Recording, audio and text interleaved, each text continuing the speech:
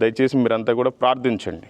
ఇంకా ఏంటంటే చెప్పాల్సిన విషయం, ఈ పాస్టర్ గారు మొత్తానికి కలిశారు. ఆ తర్వాత నేను ఒప్పుకోను, మేమే చేసుకుంటాం అది ఇది అని ఆయన చెప్తానన్నాడు ఫస్ట్ నుంచి. అట్లాగే ఇప్పుడు కూడా చెప్పారు కానీ ఆయన ఎట్టి పరిస్థితుల్లో కూడా మీరైతే మాత్రం చేయొద్దనే మాత్రం మాట్లాడుతున్నాడు.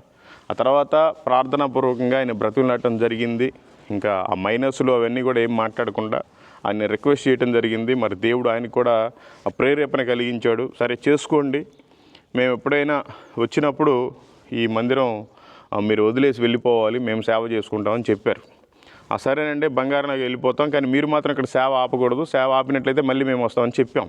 అందుకని ఎవరు జరిగించినా సేవే కాబట్టి మనకి ఏ స్వార్థం లేదు. ఈ భూమి మీద ఏ ఆస్తి అక్కర్లేదు, ఈ బిల్డింగ్ అక్కర్లేదు, ఈ స్థలం అక్కర్లేదు. మనకి చేతనైన సహాయం దేవుని మందిరానికి చేసేసి ఇక్కడి నుంచి బయటికి వెళ్ళిపోదామని నేను అనుకుంటున్నాను. నా ఉద్దేశం ఒకటే, ఇక్కడ నశించిపోయే ప్రజలంతా ఉన్నారు, వాళ్ళందరూ కూడా రక్షణ పొందాలి.